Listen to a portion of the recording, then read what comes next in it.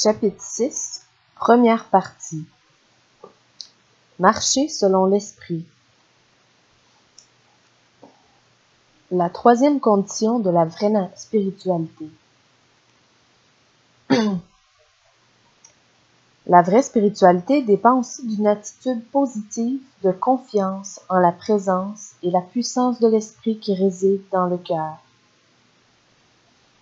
Les deux conditions mentionnées précédemment ont été le caractère négatif. Elles représentent des choses que le croyant ne doit pas faire s'il veut être spirituel. Il ne doit pas attrister l'esprit en gardant quelques péchés connus non confessés. Il ne doit pas éteindre l'esprit en disant non à Dieu. La troisième et dernière condition est de caractère positif. C'est ce que le croyant doit faire pour être spirituel. Que veut dire marcher selon l'esprit? Il y a plusieurs passages de l'Écriture dans lesquels cette déclaration vitale se trouve. Mais c'est en Galates 5, verset 16, qu'elle est peut-être le plus directement formulée. Je dis donc, marchez selon l'esprit et vous n'accomplirez pas les désirs de la chair. Ce passage est mieux rendu ainsi. Mais je dis, marchez par l'esprit et vous n'accomplirez pas la convoitise de la chair.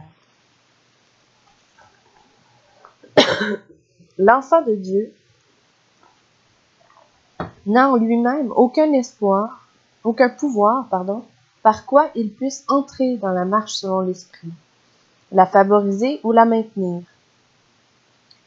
Ce passage de l'Écriture, s'il est bien interprété, n'impose pas à un chrétien l'impossible exigence d'avoir à accomplir dans sa propre force une marche selon l'esprit. Il révèle plutôt que c'est l'esprit qui veut accomplir cette marche dans le chrétien. La responsabilité humaine est celle d'une entière dépendance de l'esprit.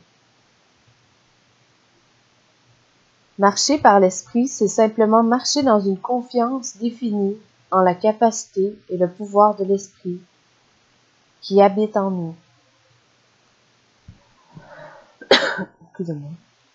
La même vérité, quoique présentée différemment, est déclarée au verset 18. Si vous êtes conduits par l'esprit, vous n'êtes point sous la loi. En aucune manière, le croyant n'a à conduire ou à diriger le Saint-Esprit. Mais il peut dépendre de l'Esprit, et en ceci réside exactement sa responsabilité, telle qu'elle est révélée dans ce passage. La troisième condition de la vraie spiritualité est donc une confiance ininterrompue en l'Esprit, qu'il fasse ce qu'il est venu faire et que lui seul peut faire. Le Père a pourvu à ce que le péché puisse être tenu en échec, en péché, dans la vie de son enfant. Les résultats de la mise en exécution de cette provision divine sont au-delà de notre capacité d'estimation. Vous n'accomplirez pas les désirs de la chair. C'est souvent le commandement d'un jour nouveau dans la vie d'un chrétien quand il croit réellement et écoute assez la parole de Dieu pour devenir conscient de ses propres limitations et qu'il considère sérieusement la révélation exacte de ce qu'il peut ou ne pas faire lui-même et de ce que l'Esprit qui habite en lui est venu faire. Il est rare que nous essayions d'accomplir le travail que nous avons engagé un autre à faire. Nous nous reposons naturellement sur la personne que nous avons engagée pour faire ce travail. Avons-nous jamais appris à dépendre de l'Esprit pour quelque chose? Comptons-nous d'une manière intelligente sur l'Esprit pour entreprendre les choses particulières que, selon les Écritures, il est commissionné pour accomplir? Croyons-nous vraiment que nous sommes absolument aussi impuissants que sa parole le déclare Croyons-nous réellement qu'il est capable de faire quelque chose que nous ne pouvons accomplir et qu'il attend pour le faire? Ayant commencé par l'Esprit, pour autant qu'il s'agit de l'action divine dans le salut, allons-nous maintenant être rendus parfaits dans la chair? Galates 3, verset 3. En face des problèmes impossibles d'une vie chrétienne véritable, vivons-nous d'une manière consciente sur le principe des œuvres ou sur le principe de la foi? La Bible déclare expressément que le croyant est sur le principe de la foi, s'il est réellement dans le plan de Dieu pour sa vie journalière. Ces enseignements, non compliqués, se trouvent sur les pages du livre de Dieu, et un chrétien attentif pourra difficilement éviter de les voir. La qualité de vie qui honore Dieu est toujours l'objectif divin dans la vie journalière d'un croyant. Elle ne pourra jamais être réalisée par les résolutions ou par les efforts humains, non plus que par des ressources de la chair. C'est en combattant le bon combat de la foi. 1 Timothée 6, verset 12. Il y a une grande différence entre combattre pour accomplir ce que Dieu seul peut faire et combattre pour maintenir une attitude de dépendance vis-à-vis de lui, pour faire ce que lui seul peut faire. L'enfant de Dieu a une responsabilité qui l'engage pleinement à continuer à vivre dans une attitude de confiance en l'Esprit. C'est ici le point qui réclame son attention constante. C'est ici la tâche divine qui lui est assignée et son lieu de coopération dans les puissantes entreprises de Dieu. Le mécanicien d'une locomotive n'arrive pas à grand-chose en poussant à son lourd convoi. Il n'est pas destiné à un tel service. Son utilité réelle commence quand il prend sa place au levier. Le conflit capital dans la vie d'un croyant consiste à maintenir une attitude constante de confiance en l'Esprit. Ainsi et seulement ainsi, l'Esprit peut posséder et vivifier chacune des facultés de l'homme, ses émotions et ses déterminations. C'est dans toutes les acceptations de sa propre vie chrétienne que le chrétien est appelé à vivre et il sera conscient uniquement de l'usage de ses propres facultés, mais celles-ci seront revêtues de puissance par l'Esprit, comme autrement elles ne pourraient pas l'être. L'action de l'Esprit ne met nullement de côté les fonctions normales de l'âme et de l'esprit humain.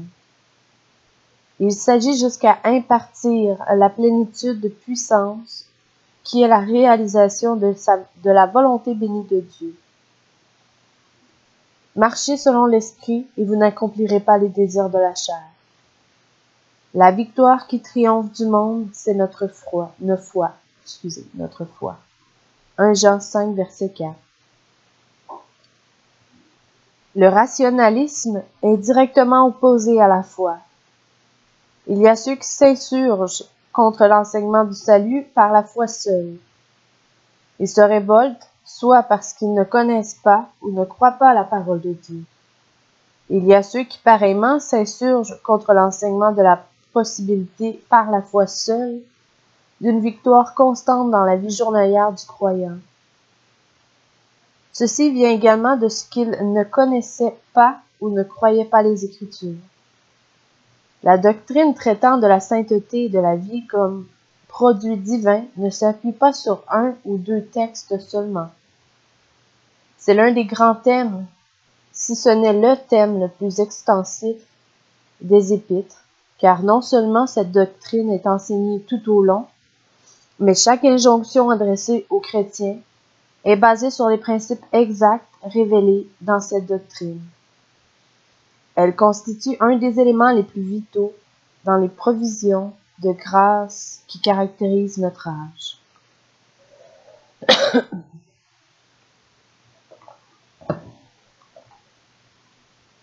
3 raisons de se confier au Saint-Esprit.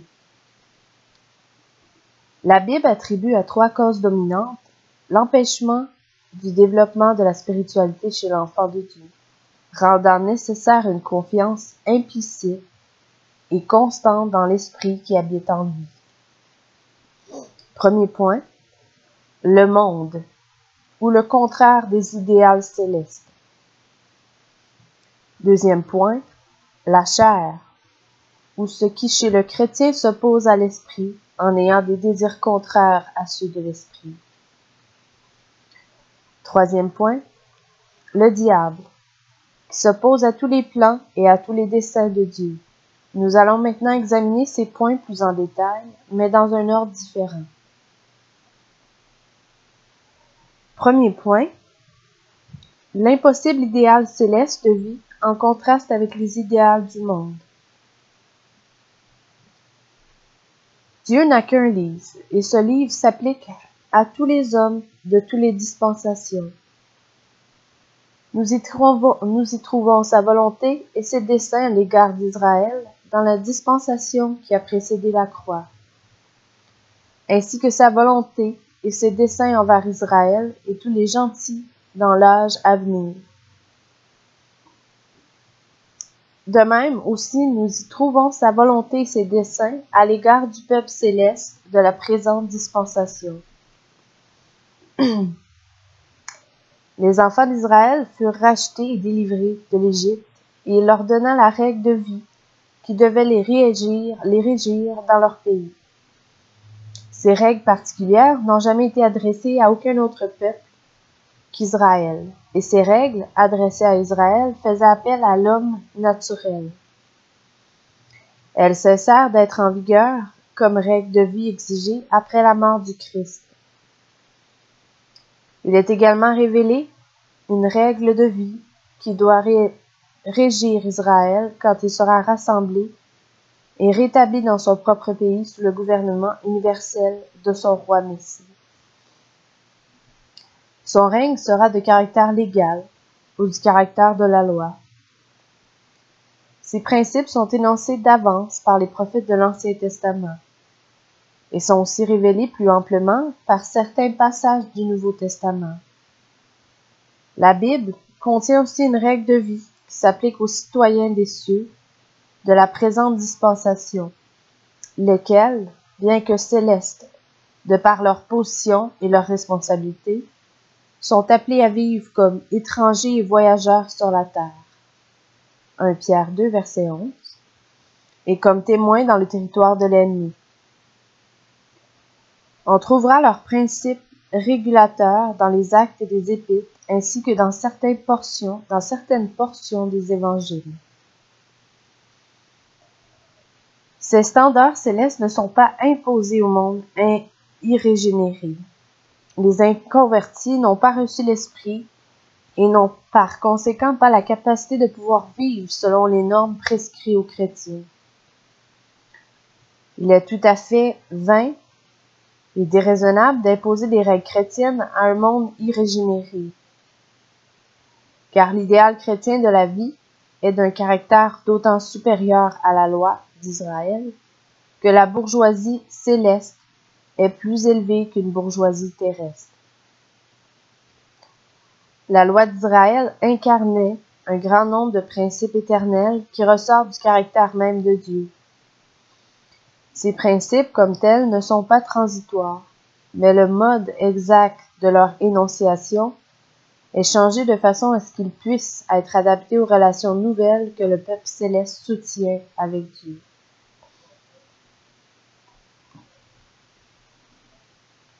Ainsi, le croyant n'est pas sous la loi, 1 Corinthiens 9, verset 20, bien que 9 des commandements de Moïse dans le décalogue soient reportés et réapparaissent sous un caractère différent et avec une force particulière parmi les obligations de la grâce. Le croyant n'est pas non plus sans loi, 1 Corinthiens 9, verset 21, puisqu'il est sous la loi de Christ. Il est infiniment précieux de connaître tout ce que Dieu a dit aux hommes, à toutes les époques mais le chrétien est visé en tout premier lieu par le dessein et le plan précis de Dieu à son égard. Le citoyen des cieux ne trouvera pas la pleine révélation de la volonté de Dieu à son égard dans n'importe quelle partie des Écritures données aux hommes d'autres dispensations. Bien qu'il puisse y trouver beaucoup de choses qui soient communes à eux et à lui. On ne saurait avoir une claire intelligence du livre de Dieu si on néglige cette distinction.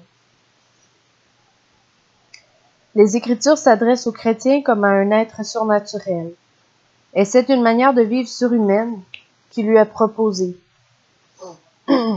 Ceci est raisonnable. Les chrétiens sont citoyens des cieux du moment où ils sont sauvés, et naturellement, il est requis d'eux qu'ils marchent d'une manière digne de leur vocation céleste. Éphésiens 4, verset 1, Hébreux 3, verset 1. Ils ne sauraient être dispensés de mener une telle vie. Ce n'est pas par une certaine manière de vivre qu'ils sont rendus bourgeois des cieux, mais étant devenus bourgeois des cieux par la puissance de Dieu, il leur convient de vivre selon la position que Dieu leur a conférée. Les passages suivants serviront à illustrer le caractère surhumain de la règle actuelle de vie pour l'enfant de Dieu sous la grâce. Je vous donne un commandement nouveau. Aimez-vous les uns les autres, comme je vous ai aimés, vous aussi, aimez-vous les uns les autres. Jean 13, verset 30 et 34. C'est ici mon commandement. Aimez-vous les uns les autres, comme je vous ai aimés. Jean 15, verset 12. La loi demandait d'aimer le prochain comme soi-même. Lévitique 19, verset 18. Aimer comme Christ nous a aimés est infiniment plus élevé et humainement impossible. N'attristez pas le Saint-Esprit de Dieu. Éphésiens 4, verset 30. Nous amenons toute pensée captive à l'obéissance de Christ. 2 Corinthiens 10, verset 5. Rendez continuellement grâce pour toutes choses à Dieu le Père au nom de notre Seigneur Jésus-Christ. Éphésiens 5, verset 20. Afin que vous annonciez les vertus de celui qui vous a appelé des ténèbres à son admirable lumière. 1 Pierre 2, verset 9. Soyez toujours joyeux, priez sans cesse. 1 Thessaloniciens 5, verset 16 à 17. Je vous exhorte donc, moi le prisonnier dans le Seigneur, à marcher d'une manière digne de la vocation qui vous a été adressée, en toute humilité et douceur, avec patience, vous supportant les uns les autres avec charité, vous efforçant de conserver l'unité de l'esprit par le lien de la paix. Éphésiens 4, versets 1 à 3. Quoique ces passages présentent des exigences impossibles aux forces humaines, Dieu s'attendrait certainement à les voir réalisées dans la vie journalière de chaque croyant. Il sait mieux que nous ne serions jamais capables de vivre une vie de cette qualité, et pourtant, il n'est pas déraisonnable dans ce qu'il attend de nous, du moment qu'il est prêt à suppléer à tout ce qui exige de nous. C'est dans le but exprès que le Saint-Esprit habite dans le croyant. De nous-mêmes, nous ne sommes pas requis, même d'essayer d'atteindre ce niveau de vie. Les épîtres sont remplies d'assurance que la puissance de Dieu communiquée par l'Esprit est suffisante pour tout ce que Dieu demande de nous. C'est Dieu qui produit en vous le vouloir et le faire selon son bon plaisir. Philippiens 2, verset 13.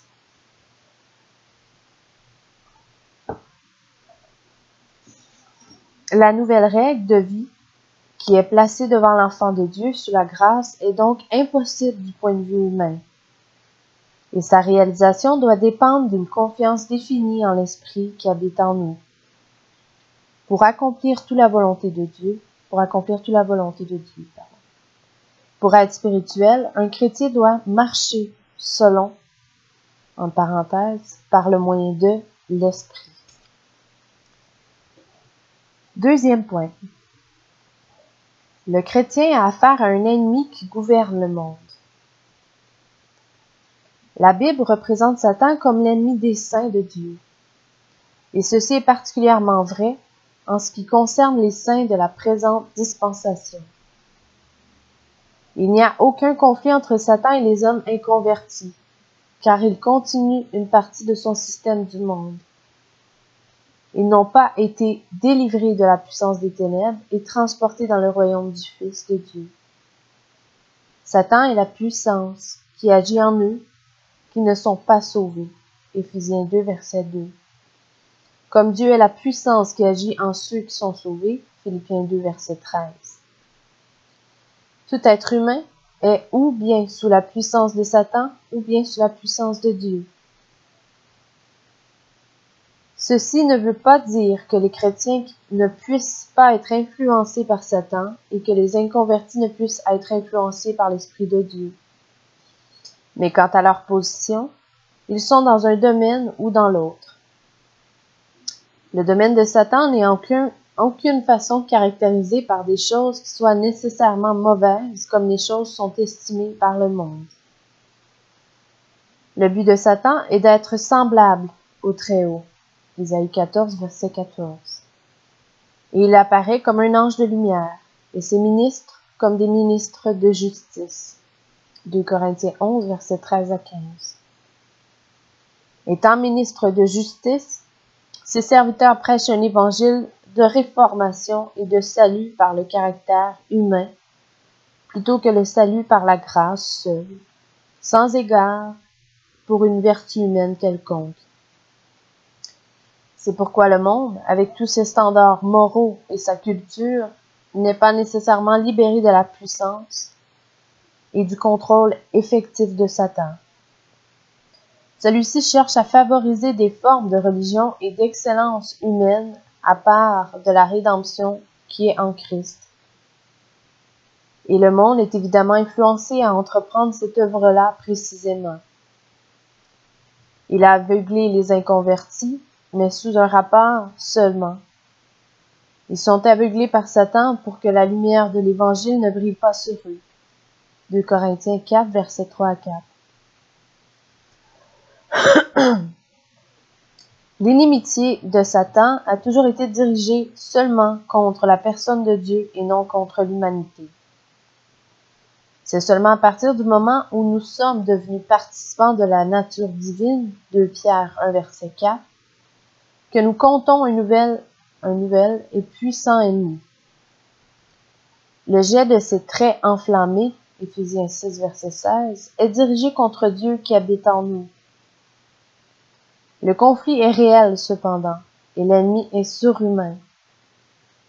Au reste, fortifiez-vous dans le Seigneur, et par sa force toute puissante, revêtez-vous de toutes les armes de Dieu afin de pouvoir tenir ferme contre les ruses du diable. Car nous n'avons pas à lutter contre la chair et le sang, mais contre les dominations, contre les autorités, contre les princes de ce monde des ténèbres, contre les esprits méchants dans les lieux célestes. Éphésiens 6, versets 10 à 12. Les princes de ce monde de ténèbres, dans la présente dispensation, les esprits méchants qui nous sont dépeints comme nous faisant une guerre continuelle, ne sauraient être vaincus par une stratégie ou une force humaine. La Bible ne prête aucun crédit à la supposition insensée que le diable fuira devant la simple résistance d'une volonté humaine déterminée. Nous devons résister au diable, mais ceci ne peut se faire que si nous avons une foi ferme et si nous nous soumettons à Dieu. Jacques 4, verset 16 et 1 Pierre 5, verset 9. Satan étant comme un être créé, supérieur à toutes les autres créatures, ne saurait être vaincu par aucune d'entre elles. Même de Michael, l'archange, il nous a dit, lorsqu'il contestait avec le diable et il se disputait le corps de Moïse, qu'il n'osa pas porter contre lui un jugement injurieux, mais il dit que le Seigneur te réprime. Jude 1, verset 9. Michael, ou Michel, Michael, l'archange ne combat pas contre Satan. Il doit dépendre de la puissance d'un autre, agissant ainsi sur le principe de la foi plutôt que sur le principe des œuvres. Avec toutes ces limitations, le chrétien doit certainement en appeler à la puissance de Dieu dans le combat avec ce puissant ennemi. Et la Bible dirige à faire ainsi. Prenez par-dessus tout cela le bouclier de la foi, avec lequel vous pourrez éteindre tous les traits enflammés du malin. Éphésiens 6, verset 16. Le conflit entre le croyant et Satan est aussi acharné et sans relâche que cet être puissant est capable de le rendre. Devant lui, nous ne sommes rien en nous-mêmes, mais Dieu a prévu notre impuissance. Et il a pourvu à une victoire complète par l'Esprit qui habite en nous. Celui qui est en vous est plus grand que celui qui est dans le monde. 1 Jean 4, verset 4. Le chrétien qui veut être un homme spirituel doit marcher par l'Esprit, à cause de la puissance de son nouvel ennemi. Troisième point, la nature adamique. Les chrétiens négligents ne se préoccupent pas de la personne et de l'œuvre du Saint-Esprit, ni des distinctions précises qui conditionnent une spiritualité véritable. Mais ces distinctions et conditions disent beaucoup à ceux qui sont réellement désireux de vivre d'une manière qui soit agréable à Dieu. Il se trouve que Satan dresse des pièges et répand des doctrines fausses dans le domaine des réalités spirituelles les plus profondes. La majorité de ces enseignements erronés est basée sur un malentendu de la doctrine biblique au sujet du péché, particulièrement de la question du péché dans sa relation aux croyants. L'Écriture est utile pour enseigner, pour convaincre, pour corriger, pour instruire dans la justice, afin que l'homme de Dieu soit accompli et propre à toute bonne œuvre. 2 Timothée 3, versets 16 et 17. Mais dans la même épître, nous sommes exhortés à dispenser droitement la parole de la vérité. Il est bon de remarquer que 2 des 4 utilités de l'Écriture, énumérées dans le passage ci-dessous, sont convaincre et corriger. Combien peu, cependant, particulièrement parmi ceux qui soutiennent une erreur, sont disposés à se laisser enseigner. Il semble que ce soit une des caractéristiques de toutes les erreurs sataniques, que ceux qui les ont embrasées paraissent n'être jamais disposés honnêtement à réexaminer leurs fondements. Ils lisent exclusivement leur littérature sectaire ou décevante et prennent souvent grand soin d'éviter de prêter attention à tout enseignement correctif de la parole de Dieu. Cette difficulté est grande, aggravée quand leur erreur les a conduits à assumer une position injustifiable touchant une prétendue délivrance du péché ou concernant des progrès personnels dans la sainteté. Une correction ou un blâme leur semble n'être qu'une suggestion à rétrograder, et aucune personne animée de zèle ne choisira aisément une telle voie. Une quantité d'erreurs se développe sur ces lignes-là, sans autre force d'impulsion qu'un zèle humain. Et la parole de Dieu est constamment tordue à la seule fin de soutenir des théories humaines. Beaucoup de ces erreurs sont démasquées et corrigées quand on reconnaît la distinction fondamentale entre la position du chrétien en Christ et son expérience dans la vie quotidienne. Tout ce que Dieu a fait pour nous en Christ est parfait et complet. Mais une telle perfection ne devrait pas être confondue avec la vie quotidienne imparfaite. Il y a cinq doctrines bibliques étroitement associées à la question du péché dans le croyant, qui sont très fréquemment mal comprises. Ces doctrines perverties peuvent être employées par l'ennemi pour entraîner même des chrétiens très sérieux dans la présomption la plus trompeuse et l'erreur la plus funeste. Ces doctrines sont 1. Le fait de la présence persistante de la nature adamique dans le croyant, sujet qui nous occupe présentement. Deuxièmement, la cure divine des effets du péché dans la vie spirituelle du chrétien, étudiée précédemment. 3. L'enseignement biblique sur la perfection. 4. L'enseignement biblique sur la sanctification. Et 5. L'enseignement biblique sur la mort du croyant en Christ. Dans le but d'obtenir une intelligence plus claire du thème que nous étudions maintenant, nous considérons d'abord brièvement l'enseignement de la Bible sur la perfection et la sanctification. Ce qu'elle dit de la mort du croyant en Christ sera examiné plus tard à un point plus approprié de cette discussion.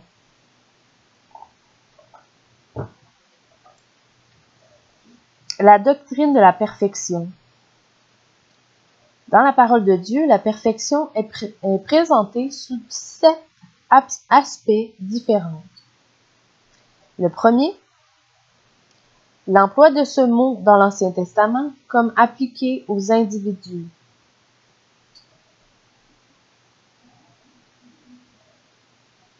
Ce mot signifie intègre et droit. Noé était parfait, Genèse 6, verset 9. Job était parfait, Job 1, verset 1 et 8. En évitant les péchés des nations, Israël pouvait être parfait. Deutéronome 18, verset 13. La fin de l'homme intègre, c'est la paix. Psaume 37, verset 37. De même aussi, les saints de l'Ancienne Alliance sont présentés dans le ciel comme les esprits des justes parvenus à la perfection. Hébreux 12, verset 33. La Bible n'enseigne pas que ces gens étaient sans péché.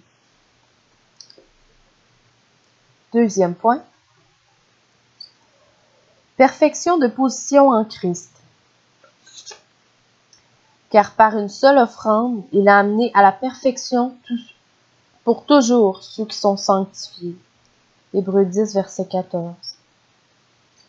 Ceci indique clairement la perfection de l'œuvre de Christ pour nous et ne doit pas être appliqué à la vie journalière du chrétien. Troisième point. Maturité et intelligence spirituelle. Cependant, c'est une sagesse que nous prêchons parmi les parfaits. En parenthèse, ceux qui sont arrivés à maturité. 1 Corinthiens 2, verset 6. Vous voyez aussi dans 2 Corinthiens 13, verset 11, Philippiens 3, verset 15, 2 Timothée 3, verset 17. Quatrième point, perfection progressive.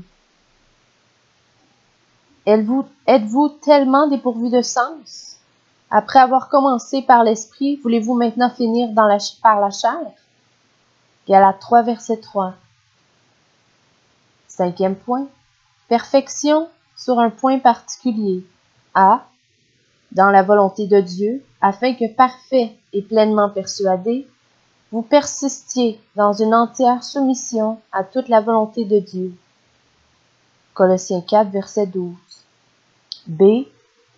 Dans l'imitation d'un aspect de la bonté de Dieu, soyez donc parfaits comme votre Père céleste est parfait.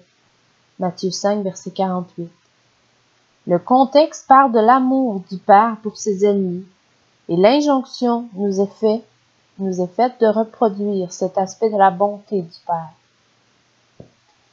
C.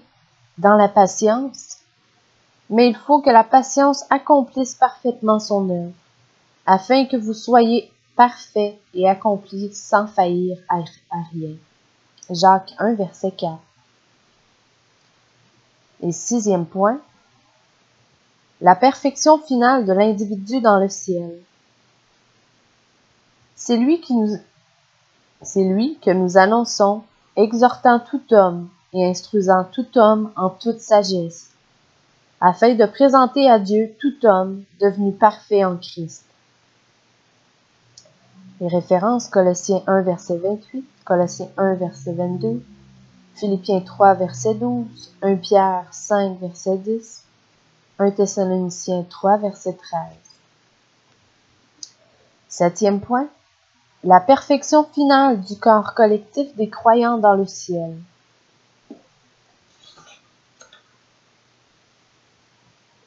Jusqu'à ce que nous soyons tous parvenus à l'unité de la foi et de la connaissance du Fils de Dieu, à l'état d'homme fait à la mesure de la stature parfaite de Christ.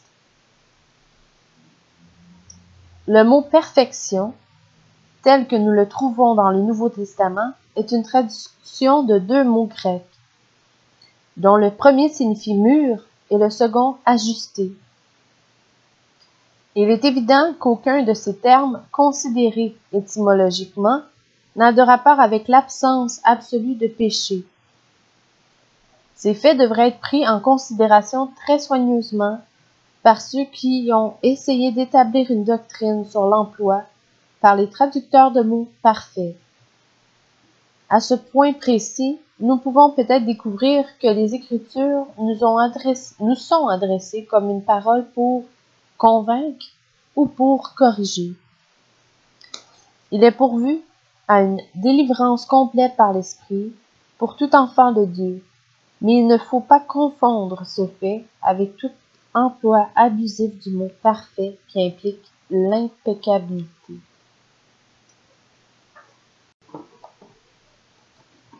La doctrine et la sanctification. Cette doctrine non plus ne doit pas aller au-delà de ce qui est réellement exprimé par l'emploi biblique du mot sanctifié.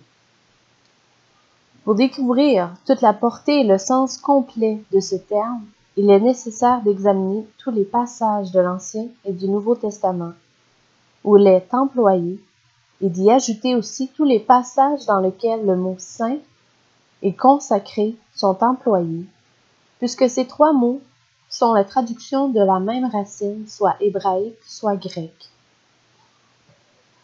Le sens premier de sanctifié, saint et consacré, est qu'une personne ou une chose est déclarée mise à part ou classifiée, généralement comme appartenant à Dieu. Bien qu'on trouve ces termes et la vérité qu'ils expriment à travers toute la Bible, nous n'avons en vue, dans la discussion présente, que le côté de cet enseignement qui s'applique à l'enfant de Dieu sous la grâce. Ce sujet est traité d'une façon plus complète dans un pamphlet de l'auteur en anglais intitulé « Sanctification ». Nous trouvons ici que les croyants sont l'objet d'une sanctification triple.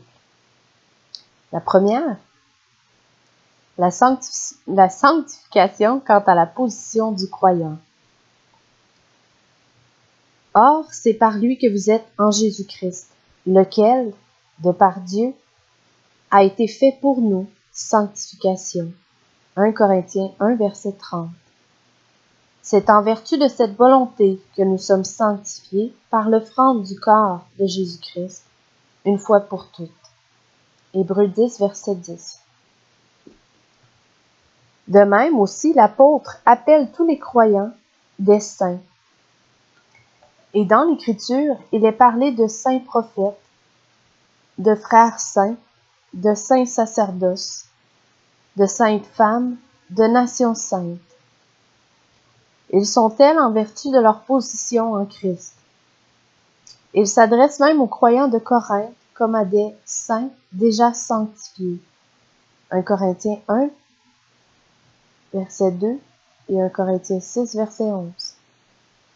Cependant, cette même lettre était écrite dans le but de corriger ces Corinthiens à cause de terribles péchés. 1 Corinthiens 5, versets 1 et 2, et 1 Corinthiens 6, versets 1, 7 et 8. Ils étaient saints et sanctifiés en Christ, mais étaient cependant loin d'être tels dans la vie journalière. Deuxième point, sanctification expérimentale. Cet aspect de l'œuvre de Dieu pour le croyant est progressif par certains de ses côtés et forme un contraste complet avec la sanctification quant à la position, laquelle a été faite une fois pour toutes. Cette sanctification expérimentale est accomplie par la puissance de Dieu, par le moyen de l'Esprit et de la parole. Sanctifiez-les par ta vérité. Ta parole est la vérité. Jean 17, verset 17, voire aussi 2 Corinthiens 3, verset 18, Éphésiens 5, versets 25 et 26, et 1 Thessaloniciens 5, verset 23, ainsi que 2 Pierre 3, verset 18. La sanctification expérimentale considérée sous divers aspects. Premier aspect, en relation avec l'abandon du croyant à Dieu. En présentant son corps comme un sacrifice vivant, l'enfant de Dieu est par là mis à part pour Dieu et fait ainsi l'expérience de la sanctification. Ce sacrifice peut être absolu et n'admet ainsi pas de progression, ou bien il peut être partiel et requiert alors un développement subséquent. Dans les deux cas, c'est une sanctification expérimentale. Et deuxièmement, en relation avec le péché. L'enfant de Dieu peut remplir toutes les conditions de la spiritualité de manière à expérimenter toute la délivrance et la victoire sur le pouvoir du péché. Ou, d'un autre côté, il peut n'expérimenter qu'une délivrance partielle de la puissance du péché. Dans les deux cas, il est mis à part et fait ainsi l'expérience de la sanctification. Troisièmement, en relation avec la croissance spirituelle. Ce côté de la sanctification expérimentale est le caractère progressif dans tous les cas. Il ne devrait en aucune manière être confondu avec une consécration incomplète à Dieu ou avec une victoire incomplète sur le péché. Il signifie que la connaissance de la vérité, la piété et l'expérience sont naturellement sujets à développement. En vertu de leur présent développement comme chrétiens, les croyants sont mis à part pour Dieu d'une manière expérimentale. Ce développement devrait progresser chaque jour, et ainsi encore, le chrétien est sujet à une sanctification expérimentale progressive.